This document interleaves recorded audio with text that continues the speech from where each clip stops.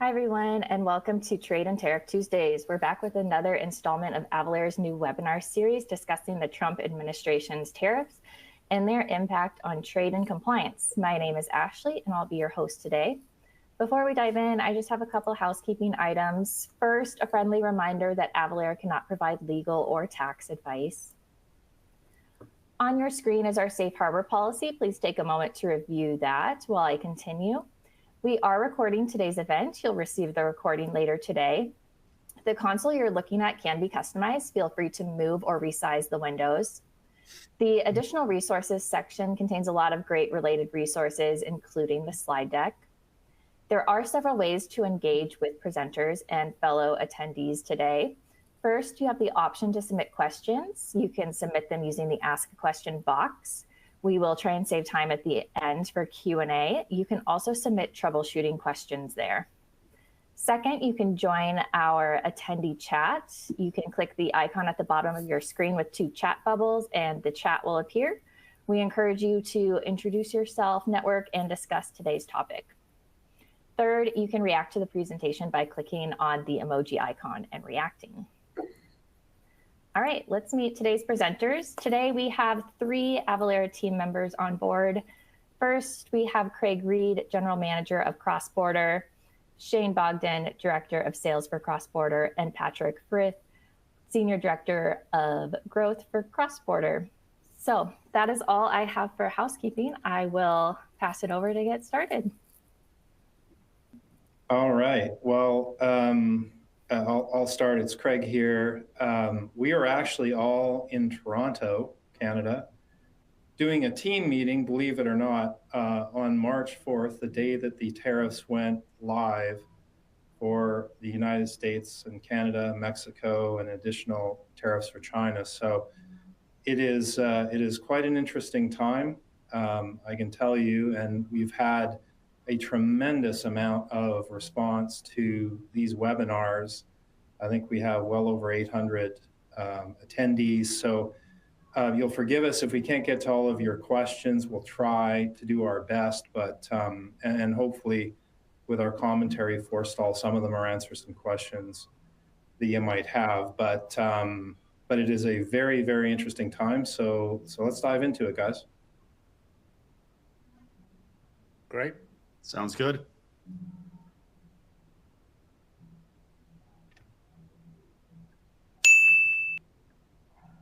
All right, so we're going to get this started with a quick icebreaker. We've done this the past 2 weeks. We're going to change up the question this week. So all in relation to de minimis at the current moment. So how many de minimis parcels were imported into the US in 2024? And just as a quick refresher, the de minimis exception allows one shipment of goods per person per day, valued at or under $800 to enter the US free from duty and import taxes. And if everybody remembers, past 2 weeks, we've had the question of what is the de minimis in the US, which was $800. So now it's up to everybody to see how many do you think were imported into the US in 2024? Whilst they're doing that, Shane, so currently here in the US, de minimis $800. We know that. Craig, do you recall the last time that the de minimis was changed? Yes, it was 2016. It went from the Obama administration, I believe, took it from $200 to $800. And actually, the de minimis started in the 30s. And it was designed originally for travelers who are coming back accompanied or shipping goods from other countries. That was the original idea behind de minimis. So it certainly has evolved in the days of e-commerce. Well, let's take a look here. So the majority of you folks are staying up to speed in terms of where we're at today with de minimis. And yeah, the 55% of you that said 1.36 billion is correct on here. So that is the latest data as of September of 2024. Just for some perspective, 2023 was 1 billion parcels. And if you look at the top there, 139 million, that was the amount of de minimis in 2015. So just put that in perspective. 2015, there were 139 million parcels coming into the US under de minimis. That has now grown to 1.36 billion. So very clear in terms of why de minimis and trade is a hot topic today. So we'll go into the latest trade news and just a refresher here on why we're doing this. I mean, really our goal at Avalara is to keep everybody informed on the latest trade changes so that your business can stay proactive and help make compliance easier for you. So over the past 4 weeks, the US has been considering significant changes, primarily aimed at curbing fentanyl and illegal immigrations. But these shifts have been disrupting supply chain and trade relations. Since we started this the week of February 1st, there have been new tariffs, removal of de minimis, retaliatory actions, notices of trade changes that are still not yet announced that we're waiting on the edge of our seats for. But again, now we're going to go back into the timeline here. And some of these things that Patrick's going to walk through, we haven't even had enough time to put it on our timeline of the trade changes. So, Patrick.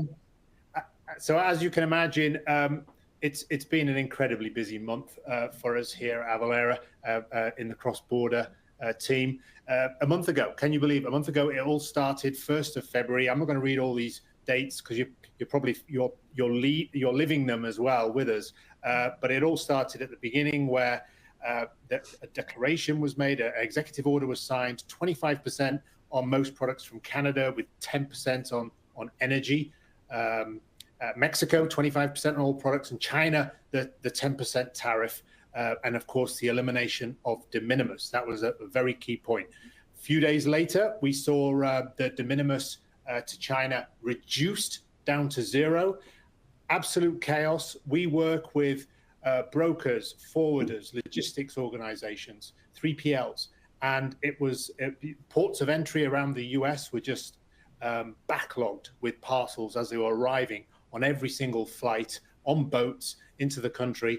And of course, duty had to be calculated and collected. Therein was the problem. We all know that. After about 48 hours, the de minimis was then put back to 800.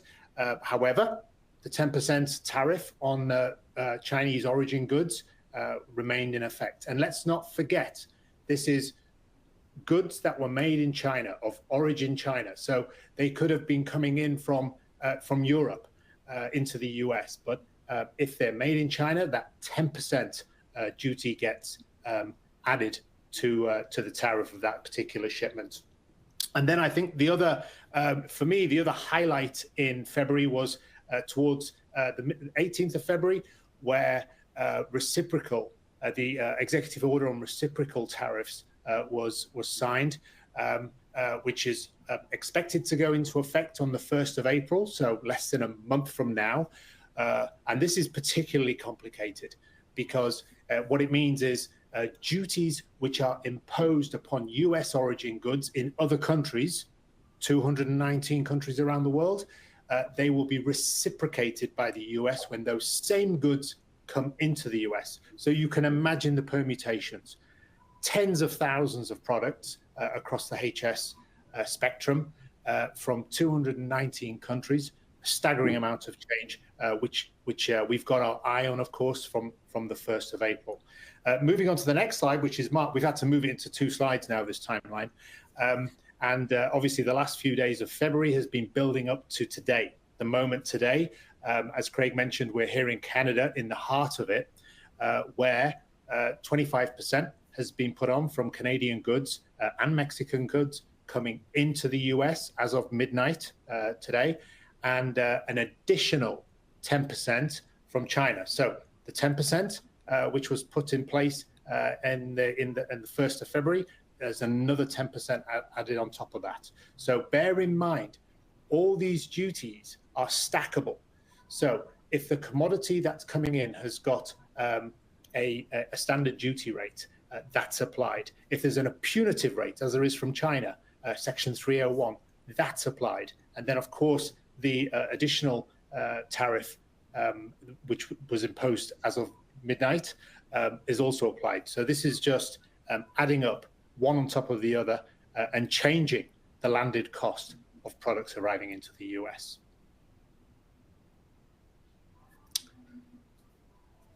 So I think, Craig, we can see here the China, Canada, Mexico obviously are taking the headlines. The activities that are taking place today and going into for the rest of March and into April. But of course, the other countries, right? The reciprocal agreements that are going to be put in place on other countries, it's going to affect every country in the world. Yeah. List the countries: Argentina, Australia, Brazil, Japan, et cetera, et cetera. So, this is by no means over. And we don't know, the full impact of the reciprocal tariffs. It's being based on, or at least we understand it's being based on, the value-added tax rates in those countries and the tariffs that they're applying. And also, what's going to happen with aluminum articles and steel from those countries as well. So, and the other large part of the story, I think, like, there's the tariff story, but the other part of the story is de minimis, right? And, we don't want to lose sight of that they've kept de minimis in place for now, just because there's no, really the reason is because there's no mechanism in place to start collecting tariffs on 1.36 billion parcels or whatever it's going to be this year. So, but once those mechanisms are in place, all of those items are going to be dutiable. They're going to require HS codes. So it's to say the least, pretty chaotic. And although China, Canada, and Mexico are carrying the headlines for the moment, there's more to come. The other shoe hasn't dropped, but we expect that there's going to be a lot more yet to come. Yeah, and just, we're up here in Canada right now, and you turn on the TV screen in every single room across the hotel. Obviously, with the U.S. announcing that Canada and Mexico went into effect last night, Canada is now, up the ante here, and has applied 25% on close to 1,300 U.S. goods. And I have some stats here quickly, just, orange juice, wine, footwear, apparel, appliances, cosmetics, beer, pulp, paper, coffee, etc. And to put that into perspective a little bit more is that 10% of that's about close to $30 billion of U.S. imports coming into Canada. 10% of that, if you look at it, is actually cosmetics and beauties coming in around 3.5 billion. So again, these are 1,300 products now assigned a 25% tariff on U.S. goods coming into Canada. So this was announced, again, super late last night, still hot off the press, but these were the latest stats that just came out in relation to the U.S. retaliatory or Canadian retaliatory tariffs on U.S. Now, there's a second tranche that is yet to be determined, but they're already speculating that it's going to be on passenger vehicles, aluminum, fruit, vegetables, beef, pork, and other food items. So it's not just the U.S. now. Canada is back in the game in terms of retaliatory tariffs. Yeah, and then there's news now that China is also following suit with retaliatory tariffs. So it's looking like while the Canada, Mexico, and China tariffs are blanket, at least the Canadian ones for sure are targeted. And it sounds like Mexico and China are going to be targeted as well. So we'll learn, as we learn more about that, we'll obviously be updating our systems and our content to make sure it's reflected. But these things are happening very quickly. Yeah. The next sort of key date, I suppose, for retaliatory is the 10th of March, which is just 6 days from now. Beijing have already suggested 10 to 15% on agriculture products, chicken, pork, corn, cotton. No details from Mexico City, but they have confirmed that by the 10th of March, those details will be available. So we have a 6-day period now where we're watching and waiting for changes. All right. We're going to go on to a next poll question here. And for those folks that have been on the past 2 weeks, this is the same question we asked. And the reason why we're asking this is really we're seeing some very interesting week-over-week data comparison here. So we'll share the initial results based upon the 2 back-to-back weeks. This may be our last time that we throw this one up to get 3 weeks of data and then provide those results next week. But we'll open this up. Are you planning to adjust your supply chain due to the impending global trade changes, duties, tariffs, regulation changes, in any of the following ways? Yeah, just judging from the questions, it's looking like everyone's thinking about how they're going to adjust to this. And and what they're going to have to do. And it's no simple answer, right? Because we don't know what the rest of the tariffs are going to look like. So before we get into the poll results here, it looks like this slide we have before us. It's very interesting here. So the past 2 weeks, you can see a clear trend that uncertainty continues to grow. So, we have, I don't know, rethinking distribution, investing in new trade technology, switching to local suppliers, diversifying. All of those last four declined last week and went to, I don't know. So this uncertainty continues to rise. So let's go to this week's results here. And we have, let's see, it looks like diversifying suppliers is the second one here. Number one, rethinking distribution strategies, switching to local suppliers and manufacturers, investing in new trade technologies, and then I don't know yet, still is kind of trumping everything else here. Very high, but it looks like there's starting to be a shift to people thinking about how they're going to diversify and how they're going to change their distribution strategies, which is interesting. Yeah. All right, let's move on. And I think we'll see that number rise more so because now it's happening. The executive orders were signed. They had future dates attached to them. Some were paused. Some were not executed on the date. But now, as of today, it's happening. It's executed. It's in place. So last week we got a lot of questions, and there seems to be a lot of confusion about country of origin versus point of origin. So I just really wanted to clarify this because I see some more questions in the Q&A as well this week. That country of origin is where the product is made, processed, or assembled. So it's where the bulk of the value of the product was created. And point of origin, Shane made the point earlier, point of origin isn't relevant. So this is where the product is located or where it's shipping from. So for example, if a product, and I think maybe, it was Patrick who made the point that if a product is coming from the EU, but it was made in China, so that's where the product was actually made, that's what matters. Similarly, if the product's coming from Canada, but it was made, say, in the European Union, the rules for the new Canada tariffs don't apply. If it was made in Canada, then obviously the tariffs apply. So it's really important to understand that it's the country where the value of the good was really created that determines the country of origin and therefore the tariffs that apply. Right. Yeah, just to sort of give an illustrated example of that example, which I often use, is dried apricots. Dried apricots, grown, harvested, dried out, and then shipped in quantity to a distribution facility in the UK, who then repackages those dried apricots into individual portions and ships them around the world. Country of origin is Israel in that example. Okay, the point of origin, of course, was the UK. That's where it shipped from. And it shipped to wherever it went in the world, but its country of origin doesn't change, regardless of where it stopped on the way. The majority of the effort, the farming effort in the case of apricots, was done in Israel in that example.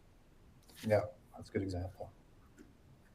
So keep these great questions coming because we're going to resurface ones like this again in future sessions of that really hit home here in terms of some of the verbiage that is huge as part of these trade policy changes. So now this is a new slide here, and primarily we're getting some.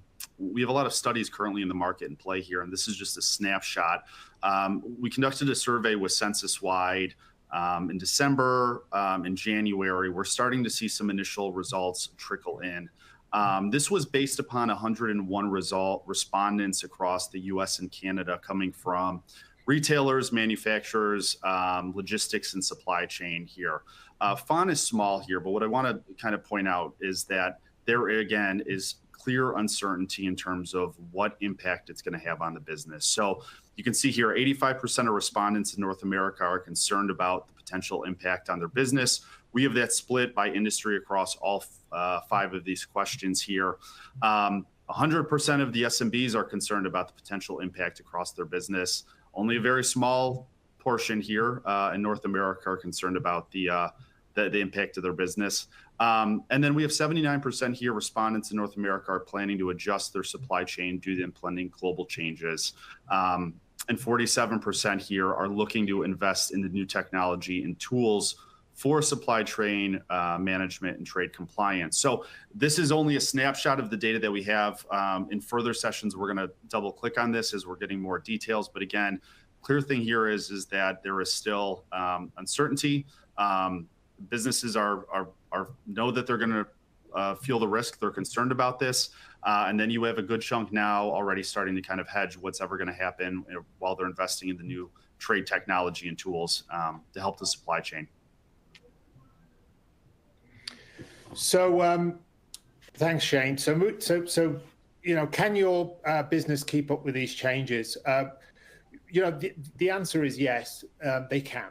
Okay. However, there are pitfalls. Okay.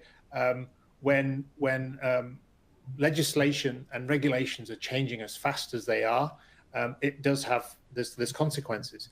And the biggest one, the most notable one, of course, is shipments getting held up in customs. We saw that on the 4th of February, when the de minimis from China origin goods went down to 0. Organizations were not prepared.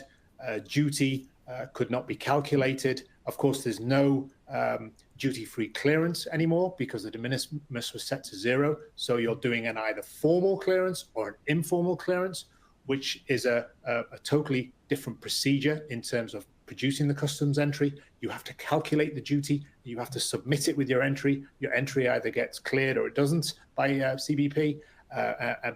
But if you've got everything in place, then of course the shipment will clear and move on to its final destination. That was the huge backlog we saw on the 4th and the 5th of February. When it reverts back to 0 de minimis for China origin goods, we're going to see the same again. Shipments getting delayed because of that very, very reason. Penalties and fines for non-compliance, well, that's real. There's legislation in place to impose penalties and fines. So, of course, when something's brand new, there's uncertainty, there's a degree of chaos. But over time, then governments, not just the US government, governments around the world do expect people to be compliant, and that could be followed up with penalties and fines. Over and undercharging customs duty, if you don't have your HS code correct, then you're not going to be paying the correct customs duty. You could be paying too much duty, or you could be paying too little. Neither are good. So to the penny, you have to be paying the correct amounts of duty. Otherwise, point 2, penalties and fines can become applicable. And of course, poor customer service. Everybody on the call here, we put the customer at the center of everything that we do. And if you have a bad experience for your customer in terms of the transit time, whether it's held, whether there's additional charges, whatever it may be, abandoned shipments, return shipments, this is all going to impact the customer experience. And it's detrimental, obviously, to any organization who's customer-centered. Yep.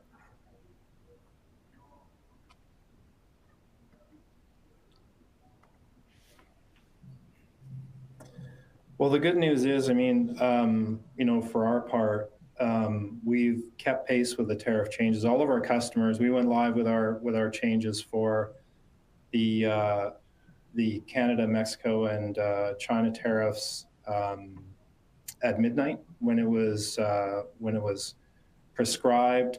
We have our finger on the trigger. We're waiting for the rest of the tariffs to come into play. The inbound retaliatory tariffs are going live.